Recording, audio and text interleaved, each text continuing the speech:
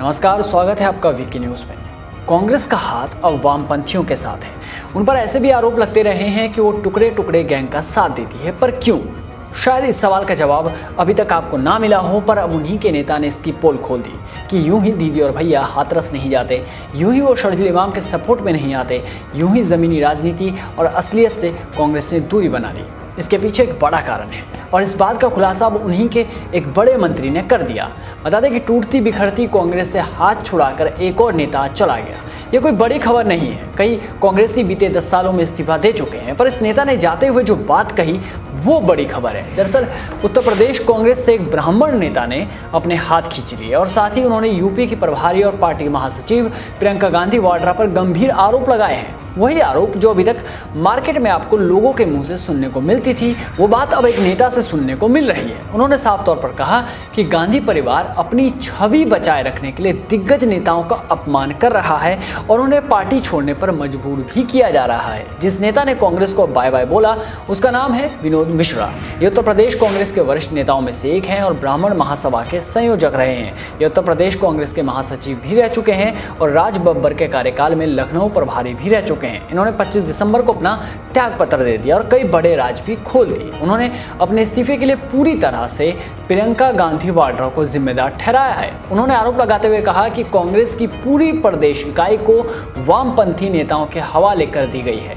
विनोद मिश्रा की इस बात ने अब सरगर्मी और बढ़ा दी, क्योंकि राहुल गांधी और प्रियंका गांधी के निजी सलाहकार भी जेएनयू से जुड़े हैं। तो सवाल यही कि क्या जेएनयू के इस जड़ ने ही कांग्रेस को पूरी तरह से वामपंथी बना दिया?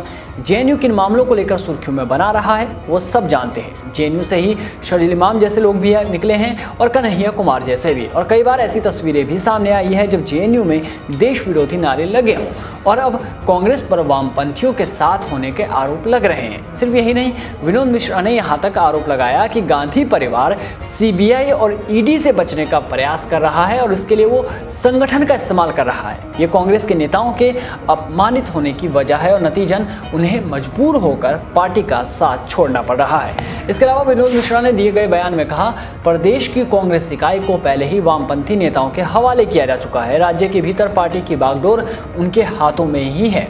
जिस पार्टी का इतिहास 100 साल से भी पुराना है, जिसने देश की आज़ादी में इतनी अहम भूमिका निभाई, उसके लिए यह दुर्भाग्यपूर्ण है। मतलब साफ है कि कांग्रेस गर्त में जा रही है और आला कमान किसी और ध्यान नहीं दे रहा, जबकि कांग्रेस का इतिहास भारतीय राजनीति में सबसे पुराना रहा है और वो कांग्रेस अब खुद एक इतिहास बनते हुए भी नजर आ रही है। हालत यह है कि कई राज्यों में कांग्रेस विपक्ष के तौर पर भी नजर नहीं आ रही।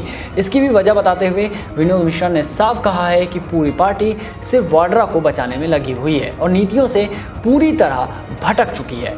विनोद मिश्रा की इस बात से शायद ही कांग्रेस आला कमान कोई सरोकार रखे और इस और ध्यान भी दे। कहने को तो लोग अब ये भी कह देंगे कि विनोद मिश्रा को भी बीजेपी ने खरीद लिया होगा और वो बीजेपी में शामिल हो जाएंगे। हालांकि विनोद मिश्रा ने ये कहा है कि वो किसी अन्य दल का दामन नहीं थामने वाले हैं। अब से उनका पूरा प्रयास ब्राह्मण महासभा को मजबूत करने पर होगा।